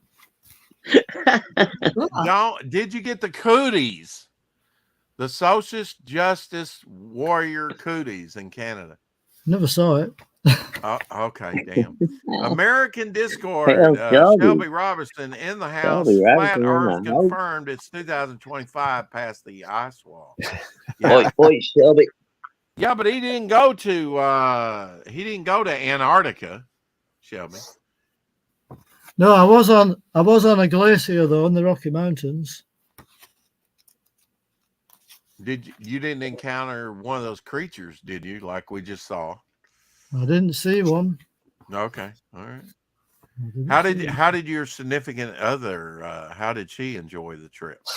Yeah, not too bad. It was a bit tiring though at times. You know, there was a lot of traveling and. Well, you're coming down with the scabies. Of course, you're going to be tired. No, I mean when we were traveling about. Yeah, that previous page had a very Boris Karloff looking Frankenstein in it. Yeah. Some nice black and white stuff. Well, I didn't know you were going to show. I just was wondering. I didn't know that you were going to open up and show us page after page after page. No, I'm only showing you the first page of each story. Well, okay. Daddy's Little Helper. Mm-hmm. There's a few short stories in here, really. I thought I'd just show you them a little bit. Very cool. All I wanted to see was what you brought back, not an extensive look. We can wait till next week for that. How about that one? Look at them torturing this poor guy. Crap Hound 2020 Black Cat mini. Doesn't look like a mini issue to me. Looks pretty big, Dave. Let's see the other side. Look at that. And I think that's what my wife used to call me. And they stuck a sticker on it. Oh, I know, another one. Uh-huh. These bastards have to pay. Why do they do that? Why do they do that? Guys, I promise if you back the ace, there will be no stickers attached to it. So very rules, man. Murphy Anderson book. Yeah. This is the Val from Drawn Aces Comics group. No stickers on comics. Well, no. I mean, Buzz, if we requested it, would you put a sticker on there for us? No. You put your own stickers on. Yeah, look at that Buck Rogers. Yeah. Okay. It'll send you a 6 a.m. sticker. If you want to slap it on the cover, go ahead. Yeah, now Buzz, you've had stickers, right, before on your campaigns? Yeah, I've done a couple of 6 a.m. stickers. He did one of Ace, Akula, Angelique, and the Godless. Yes. I think I've got all of them so far. Yeah. Right, guys, I'm definitely going now because I need to take a tablet. Okay. All right, Dave. Yeah, well, hopefully you feel better next week, brother. Yeah. Sorry to hear about you coming up with that. My mother's really dealing with that right now, and I know Is how she? painful.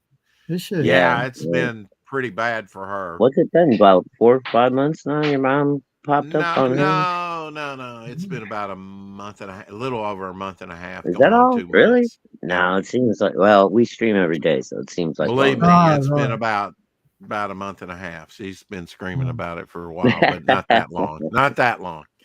Not that. Rex knows exactly how long. I know exactly how long it's been. Yeah, approximately. I think it takes about 2 weeks to clear up, Rex. I think it takes about what? I think it takes about 2 weeks, possibly 3 weeks to clear up from your system. You keep hoping. She's been dealing with it for the last 2 months, or I guess it maybe depends on your immune system. Well, I think it depends. It does, and probably your health as well. I mean, your level of activity, all that stuff. And the thing about it is, you never know when it's going to come back. When you're going to have a flare up. After you've had don't even say that, Rex. Honestly, don't say it. Say it. You know what? Hopefully. Dave got it the one time, and that's trust the science. Hey, well, dude, I'm in the same boat. I mean, I had chicken pox when I was a kid. I still got a little scar on my nose. It's the worst one. It's like a time bomb that was just waiting to go off because my sister had it, my mum had it. Yeah. Oh, really? It's just waiting for you to get old, and then it says, "Ha ha." I know. It would have to strike, though, just as I was getting to the end of my holiday, just put a dampener on it a little bit. Thank God for that, Dave, because it could have been at the start of your holiday. Yeah. Look at the bright side. Could have been, yeah. Exactly. You could have broken out on the plane on the 14-hour flight or whatever the hell it was. Well, put it this way, from when we got up, from when we checked out at the hotel in Vancouver, I think I was awake for 36 hours traveling back. Well, not traveling back for 36 hours, but being awake for 36 hours. Yeah, holy crap, dude! You didn't even sleep on the plane, or are you not comfortable when you? I managed to sleep for a couple of hours because it was an 8.5-hour flight, but we had to be there 3 hours before to check in. And you were probably exhausted. That's probably why you got the couple hours. So not only that, but don't forget that Vancouver is 8 hours behind our time in the UK as well. And it was a night flight. So we left at 9 o'clock on Saturday night Vancouver time. And we arrived in Vancouver that much west? Really? Wow. 8 hours. I mean, it's only 6 hours difference here, and they're it's 8 hours in Vancouver, Rex. Wow. Yeah. Okay. So when we landed in Toronto, it was 5 hours behind. Gotta get back in time. Then we went to Calgary, and that was mountain time, so that was 6 hours. And then dude, your body clock is all jacked up. 8 hours. You didn't tell me, Dave, if you like my new addition to my Pez collection, my popcorn bucket. It's all right, is that? Yeah. Nice. I couldn't pass it up. I've got, I can't remember. I think I've got the pizza. Right. I know I've got the pizza. I've got one of these. I don't know if I got a burger or not. And I have the cupcake. The burger's cute. Is that the popcorn variety then? This is the popcorn. This is brand new. This is not even featured on the back as characters because you got a taco. Right. I might have the taco. I can't remember. It's a little bit. I don't get every one of them, but I had to have the popcorn bucket. He just. It's a little bit. It was a little bit fuzzy on the back, Rex. Hey Rex, well, okay. Collect those and just send me the candy. There we go. That's better. Yeah, I thought you gotta love the name. I thought it was my eyes that were going fuzzy, but I couldn't see it. Nah, it's just my camera. Yeah, you gotta love the names of the characters: Dave, pizza, taco, burger, and I guess popcorn bucket. I don't know. I don't know what you named him, but I'm not real impressed with the popcorn bucket. 204, not 200. See what I did? $2.49, not 200. $2.49 at Hobby Lobby.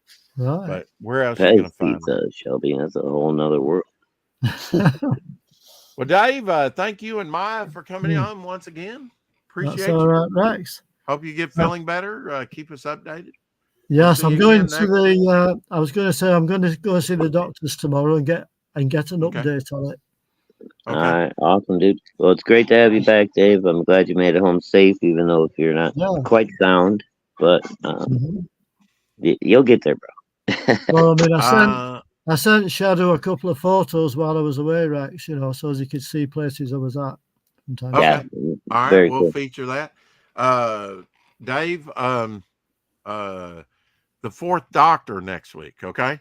We'll shoot for the Fourth Doctor. Oh, you're in the next. Tom Baker? Oh, the next doctor I actually know something about. Within the first 3 seasons, within the first 3 seasons, as we talked about, Because I've actually been brushing up on my Tom Baker and watching some more Tom Baker. Did we not do the first 3 seasons a few weeks ago? Nope, we never began. Nope. We never began, did we not? Nope. Right. I've been watching some John Pertwee. Right. I've been watching some Tom Baker. I'm ready. They've been like later seasons. I'm ready. I'm ready already. Okay. Well, we'll be covering the Fourth Doctor some next week then. All right. I'm finally on board for Doctor Who. Go feed Maya. Yeah. Take care, bro.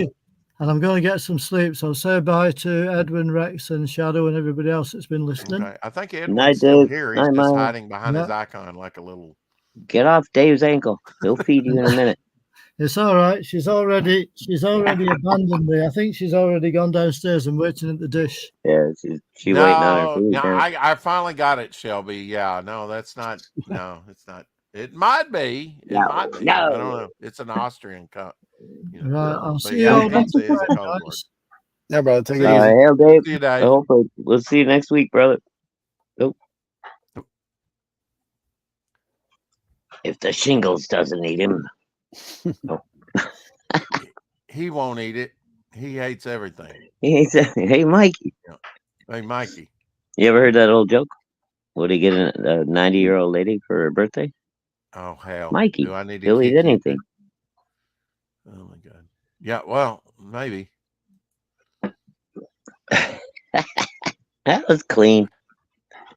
Yeah, but it was, I was wondering, though. All right, let's play the trailer one more time. I'm not going to get you struck, right? Because if anybody's going to get you struck, it'll be you. Possibly, yeah. So this trailer is made by Good Stuff. Awesome. Yep, Good Stuff, yeah. Killed it.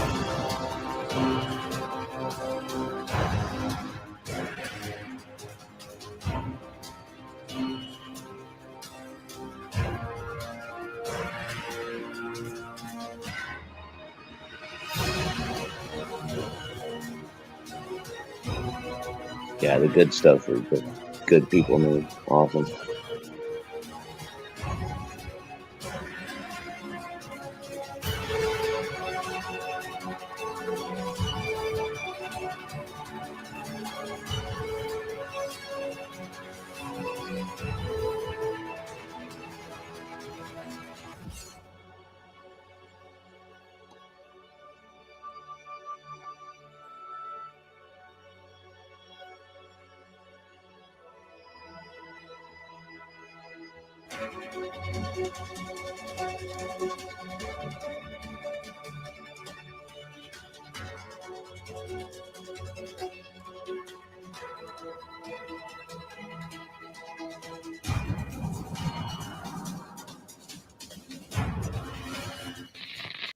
I'd run really quick, go through the artist, your cover artist, your letterer, your colorist again for us. So who's actually put together this project for you? Writing, Yeah, of so course, but done by you. Yep. So I'm the writer creator of the Ace. I have a cover by Dan Dahl, colors by Eugene. The interior main story is done by Ibai Canales. He's doing all the art, and then How Comics is doing the colors. And then there's also an epilogue story that How Comics is doing all the art and colors for, and my letterer is SK. He lettered the Ace Volume 2, Bloodbone, and Raid of the White Leopards. Basically done everything except Ace Volume 1. So he's very love cool. working with him. He's super quick, super talented. That's awesome, dude. You got a nice solid team. You know? Yeah, man. Just trying to keep the team together as long as they're available. So Yeah. I mean, when you get something that works, you know what I mean, and like try to keep it together as long as you can. Because I mean, I've been in 1,000 bands over my life, and some of them I had a great time for a year or two, and then just things fall apart. Well, that's the great thing about comics, Shadow, is that I always like to see an artist develop over time on a book, and the writer and the characters and things, and kind of grow with it, right? And you see a progression. Yeah, but nowadays, dude, I mean, unless you're into indie comics, you don't see that no more. Because, exactly. I mean, exactly. Marvel So and, I'm glad Marvel to and see. DC aren't. The more I see of the Ace, it just gets better and better. That's what I'm saying. It's just, exactly. Yeah, dude. Issue 2 was better than issue 1, and I'm sure issue 3 is going to be even next level after that. So, I've been enjoying everything Edwin's put out so far. Yeah, thank you, brother. But even like in indie comics, you're seeing a lot of one shots. Like the artists are being replaced. Like there's books I've been keeping eyes on and stuff. Like, oh, they already got new artists after like 2 issues. So, dude, I don't know how. I don't want to start no controversy, but I don't know how somebody can put out their first comic book, make almost $4 million, and then put out their second comic book and can't afford to hire a good artist. I don't understand. Yeah, I wouldn't understand that at all either. Why the fuck didn't you get a better artist there? Yeah. Well, it's a commitment. Either that or you're not paying them enough, to kind of come back. I think that's what it is. He's cheaping out on what he's paying page rates, right? I mean, it's got to be. If you're going through either a that or fucking he's spending Brazilian, way too much, and well, if he he's doesn't going have through a much left Brazilian over. like fucking like rice factory or whatever you want to call it. A sweatshop? Yes, that was the word I was. You don't run a sweatshop, do you, Edwin? You're not a slave driver, are you? You're not one of those kind of creators, are you? See, you won't even answer me. He probably went to the bathroom. Edwin is busy. He gave up on us. Oh well. He's busy oiling his whip right now. Juggling a lot of plates, Yeah, that's right. Yeah, I got it. He's he was busy whipping an artist into shape. Anything else coming down besides tonight, coming down the pike that you've already lined up, shows you're going to be on? Yeah, I'm doing the rounds on, I'll be on with Jason. I think in like 2 weeks, I'll be on Death Metal Hero. I think I'm doing Thursday. Yeah, so I lined up some people, reaching out to others, trying to get the schedule. Sadly, with my new position, my hours of streaming are just like killed, basically. I can only stream past like 9, so it's like very limited. Well, I mean, right now you're in campaign mode, and you might not be putting out much content but you're out there. So that's the main thing. Definitely trying. Yeah. I mean, it's not easy being on campaign and being on, all these shows all the time. Yeah.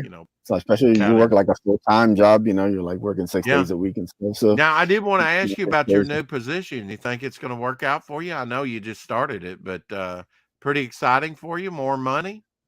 Oh yes, definitely helping pay for these books, which is the main reason I took it. I knew it was going to be more of a headache, but I'm like, you know what? It'll help me pay for books. So let's take the headache. What without getting too specific, Edwin, what kind of work do you do? Let's say I work with the public. Yeah, let's just say we work with public relations. He's a man of mystery. Buy my book and you might dude, exactly. He's a fucking mysterious motherfucker. Look, man, have you not figured it out? He's in the witness protection program. All right, one more question before you go, Edwin. Have you done anything with Ollie and the 656 boys yet? Juanito and all them guys? Hell, we No, haven't not even yet, done but that. I'm super cool with all those guys, man. I'm like, I love the fact that they got their issues into like places like Midtown Comics and all these other Dude, those towns. boys are killing it, man. They are fucking killing it, man. Like it's crazy. Like see, I think the Ace would. I think the Ace would do. And I used to live in Houston for 10 years, so you know. I think the Ace would do very well at their local comic book shop. Any after the third issue's out for the backers, is there any plans whatsoever to get it in local comic book shops? Maybe do a comic shop version of it. Probably not until after issue 4, because that's basically the first story arc. Is going to be the first 4 issues. Yeah. Oh, okay. I'll look to collect in a trade afterwards. So maybe once that way you can have everything in one shot. Definitely. Oh, that'd be cool, dude. And that'd be 32, 68, 100. What was that, 134 or something like that pages? That's a nice big book. Yeah. So it'll be nice. I would love to do like a nice hardcover for it. And sounded like you were playing football there a minute, Shadowhawk. Down set. I'll clear a spot for you on my shelf there, Evan. Yeah, brother. Yeah, that's the cool thing about making these. Seeing the finished product and getting it out into people's hands is always kind of like. Dude, I love seeing people like make the commitment to do, like a hardcover, an artist edition, or a subscription box. You do that kind of stuff. I'm probably gonna fucking back it, just because it's right up my, that's right in my wheelhouse. I love trade paperbacks. I don't treat those too precious, although those can become collectible, like some of the essentials go out of, or showcases go out of print, and those actually become worth something. But I use that as kind of utilitarian, Yeah, yeah, I mean, trade paperbacks back in the day. I mean, now with indie comics, it's different because they're actually collectible. They're limited edition. Right. But back in the day, I would get, like X-Men, whatever, where it collected 25 issues or some shit.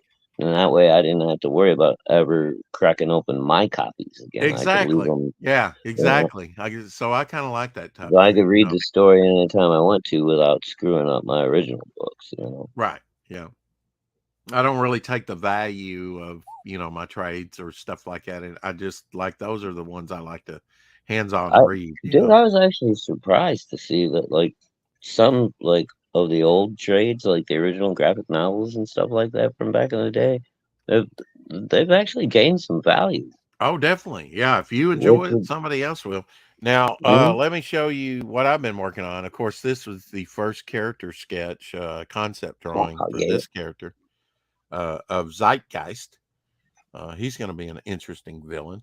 Here was the second drawing I did of him. Somebody will be getting. Oh, very cool. I haven't seen that one yet, right? Yeah, I like that. Yeah, you did. But now this is the one. Yeah, whatever. Because I did it last night. There we go. So no, I saw that. There. No, you haven't seen this one. I just did it. I'm going to contradict you. Did it when I got home. No. Yeah, not say that one. Gaslighting Rex. Yeah. Yeah, I can't wait to have him do that. And I'll be giving this to Rob Ewing, the full character drawing. I've yet to draw him, but I will be on Topic List tonight when I'm not on the other shows with Edwin over there watching Comics Outlet, and before that, John's Long Box. He's got a busy night indeed, so we'll let him. We'll say adieu to him and to the chat here. But I will be on Topic List tonight, drawing with Jason Bascom and Luke that we mentioned earlier, and some my other boy Jason and my boy Luke. Love them probably Morb that was on the other day with us. Maybe cool. Shelby, maybe American Shelby Discord. Always welcome no matter where he turns up. Yeah. It's been a while since we've had Shelby on. Maybe that's a good thing. I don't know. Well, it's been a while since we had Greg on too, but you know. Yeah, Shelby's a riddle wrapped in an enigma. You know, you never know what you're gonna now. Who's Greg? Remind me which Greg. All right, no. I'm not bringing up the whole. You're not bringing that whole thing up. Okay, I'm not bringing out that whole tinfoil hat. Nope. Okay, how about? Oh! I know who you're talking about. Got you. Yeah. I had to check out my brain cage on that one. Anyway. Oh. Hey, let me expose myself. Hey, I'm glad it happened on your channel and not mine. You dude, that was why totally are you gay? And it wasn't meant to happen. But I mean, you know me, man. If you're gonna argue with me, I'm gonna argue back.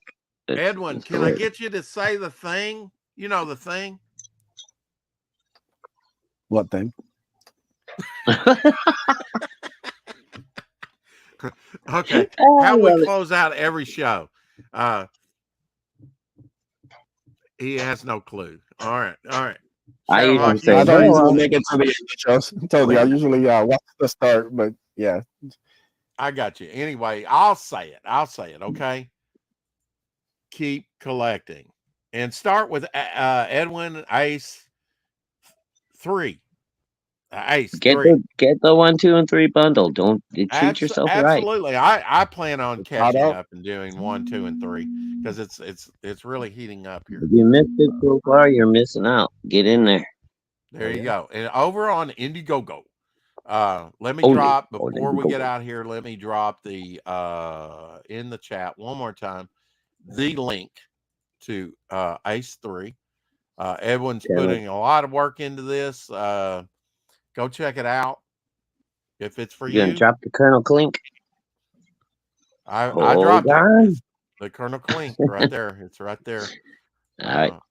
Click on that and go back to this guy. Edwin's awesome. He's just a great dude. He's writing some fun stories. That's right. And I'm sure he didn't reveal everything on our channel. Probably didn't have the chance. There'll be different questions. Dude, have you not gotten the message yet that Edwin is a man of mystery? I mean, yes, I did, but I'm just saying that he'll be on John's Long Box later tonight. And that's at what time, Edwin? Reveal nothing. And what time is that, Edwin? John's that's Long at Box? 8. At 8, and then directly after that, he'll be on Creators Outlet. Yep. So if you want news on Ace and you want to learn more about the Ace, he will be on 2 more shows tonight. So Edwin doing the hard work of being on a campaign and to get this thing funded, and to get to that first stretch goal. Can't wait to see that Bob Hall making the rounds, getting that FaceTime out there, man, getting people to know you. That's what it's all about. Absolutely. I wouldn't worry much about, streaming on my own channel right now. I would just get out there and get on as many shows as possible to push this thing. As long as you're out there and they're seeing you everywhere, that's what matters. Thanks for coming on, Edwin. I really appreciate it. Live streaming, just send them a comment in the chat. Send me a link. Final words, guys. Final words. I'll definitely be sliding in somebody's. So yeah. I'm sorry. Go ahead, Edwin. I said I'll be sliding in any creators DM soon. So yeah, if you got a YouTube channel, I'll probably be sliding in. Edwin, what's for dinner? Edwin, last question. What's for dinner? I'm gonna make something. I got like 40 minutes, so we'll see what I can come up with. Might be a sandwich. Yeah, might just be a sandwich. That's all I got time for. All right. How about you, Shadowhawk? How about you, Shadowhawk? I'm not sure. Mama's here. Oh wait, no, she's I forgot. She did come up with a plan. We're doing stuffed peppers tonight. Oh, nice. Okay, that sounds good. All right, well, we're gonna get out of here and go eat something. So.